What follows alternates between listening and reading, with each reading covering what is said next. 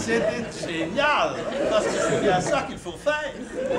Seulement, comme on ne sait pas d'avance lesquels seront nécessaires, ben Freud a trouvé le truc de procéder par association libre. Ce qui d'ailleurs, dit Lacan, revient à un discours forcé, déterminé par d'autres choses que une liberté illusoire, souvent. Je me réjouis en tout cas que donc votre présence à tous place cette rencontre sous le signe précisément de ce même titre, cette journée, ce cours, comme tous mes cours l'ont été au fond, sous le signe, le triple signe de rencontrer, relier, dialoguer. Et alors j'ajouterais encore qu'il y a un petit morceau de l'histoire de la psychiatrie anecdotique et à la fois essentielle qui se cache dans ce titre aussi, notamment dans le deuxième terme. Relié. Relié, c'est un terme évidemment que tout le monde connaît, mais il vient ici, entre autres, d'une inscription sur une pancarte qui se trouvait à l'atelier d'ergothérapie de la clinique Bellevue des Binswanger, où j'ai fait une partie de mon écolage psychiatrique. Je ne sais pas s'il était encore à l'époque où Jean-Paul Rousseau y a été parmi les derniers à y passer, puisque maintenant, ce haut lieu de la psychiatrie est tombé sous la pioche de ce qu'on appelle les promoteurs immobiliers, l'immobilisme, il se trouvait là, lié, c'est bien. Délié, c'est mieux. Relié, voilà l'art. Et c'était un atelier de reliure. Excellente forme d'ergothérapie en psychiatrie. Je dirais conjointement avec le jardinage ambiant. On fait pousser des pulsions, des pousses, Zafi. Et puis la reliure, c'est tout de même en rapport avec le patrimoine de l'humanité. Et en même temps, donc, lié, délié, relié. C'était une citation de Gaston Bachelard, qui avait eu l'idée, en visitant la clinique, et notamment cet atelier. Alors vous voyez qu'il y a comme ça toute une partie anecdotique de l'histoire de la psychiatrie, mais à la fois essentielle, enfin la rencontre de Binswanger et Bachelard. Binswanger, on va en reparler, Bachelard pas. Mais je voulais encore ajouter cette petite finesse à votre compréhension de ce titre. Alors maintenant, il s'agit de travailler après cette anecdote. Et je vais commencer, j'espère qu'on n'a pas oublié les traits, non, voilà. L'instrument majeur de mon enseignement, que vous allez retrouver au frontispice de la publication. Quand j'ai défendu ma thèse en psychologie, j'ai demandé conseil aux maîtres. Et je suis, moi, les conseils des maîtres. On m'a demandé parfois des conseils, mais parfois ils n'ont pas été vus. Alors De Walens m'a dit, bon, vous possédez votre sujet, donc allez-y librement. Hein, les associations nécessaires viendront librement puisqu'ils vont posséder le sujet.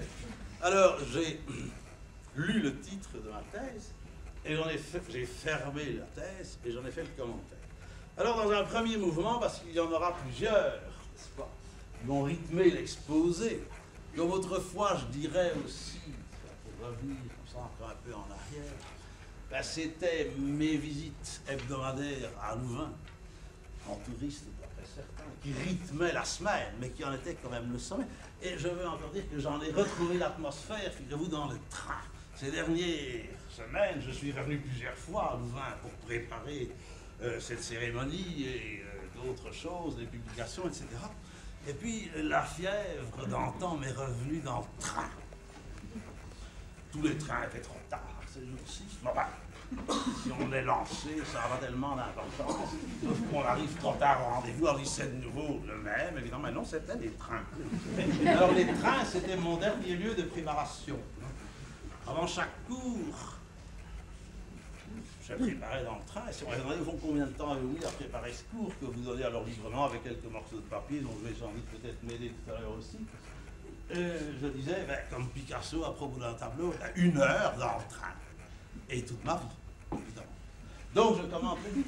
Et je commence par commenter cette vocable que Knable a cité, une patho, je mets psy, enfin on connaît assez le grec pour repérer psy, je prends le papier psychologie, une pathopsychologie de l'homme.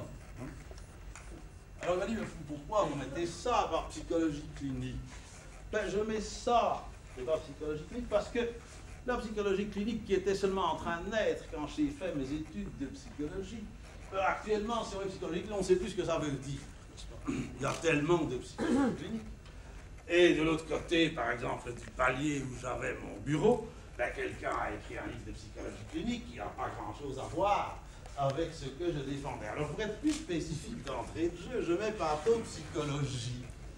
Ce qui insiste, alors, sur évidemment le pathos, qui a été évoqué par Knable, le pathos que j'ai souvent commenté, n'est-ce pas, comme définissant aussi l'être pathique de l'homme, etc. Je ne vais pas m'étendre sur ces aspects, qui signifie aussi ici ce qu'on a évoqué sous le nom, déjà, bien avant que je commence à enseigner, de méthode pathologique dans la psychologie, c'est-à-dire de l'accès à la psyché humaine à partir de ces variations pathologiques. Comme ça existe d'ailleurs aussi dans d'autres domaines. Songez, rappelez-vous le titre de Goldstein, n'est-ce pas, qui, dans la structure de l'organisme, essayait, comme il disait, une biologie générale, non pas à partir des protozoaires, voire des virus, ou peut-être maintenant des molécules de la biologie moléculaire, comme on fait généralement, comme on fait aussi dans le type de médecine, non, à partir des observations de l'homme malade, une biologie générale. Alors moi, je n'avais pas juste la biologie générale, mais une psychologie qui a son propre type de généralité fondamentale à partir de l'homme malade. Évidemment, c'est corrélatif du vrai sens, n'est-ce pas, de clinique, comme la plupart des gens de l'esprit grec.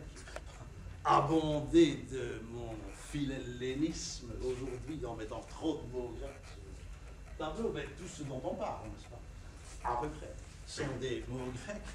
La clinique, comme vous savez, ça vient du lit. C'est ce qui se dit, selon Kierkegaard, le discours du penseur existentiel doit avoir l'allure clinique, n'est-ce pas, d'être comme proféré au lit du malade. Alors bon, je marque nettement la couleur, je l'ai fait dès mon premier cours, en 64, sur lequel je reviendrai, dont le soir du sujet, puisque j'ai changé de sujet dans les cours majeurs tous les ans.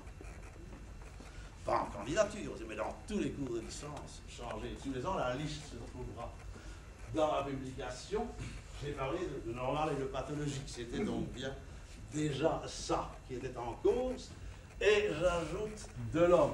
On pourrait jouer là sur le génitif, n'est-ce pas, provenance plus que objectif. Disons que ça ressemble un peu, si vous voulez, à la fameuse formule du gouvernement, n'est-ce pas, of the people, for the people, by the people. Il s'agit foncièrement de l'homme. Ça va devenir de plus en plus important, ça part de l'homme. Donc, il y a une connivence, une communauté de destin entre le psychologue et son objet, qui n'est pas un objet mais un sujet, etc. Enfin, tout cela. Et l'homme est toujours aussi en vue, n'est-ce pas? C'est par les facultés spécifiquement humaines, nous allons reparler, que l'on étudie aussi par sympathie ces facultés spécifiquement humaines qui sont d'abord en cause et en vue de cet état empathique dont nous avons parlé abondamment, comme étant ce que précisément beaucoup de philosophes, n'est-ce pas, Hegel et Nietzsche en particulier, rejoignant Kierkegaard d'une certaine manière, là, n'est-ce pas, parlant de l'homme comme l'animal malade, l'animal qui n'est jamais déjà préadapté à un milieu qui a à le récréer, parce qu'il fait sa créativité. Bon, l'animal malade, l'animal, comme dit Nietzsche aussi, noch nicht festgestellt. Festgestellt jouant sur le double sens de constater et de fixer. Ce que finalement j'ai choisi de traduire par établi.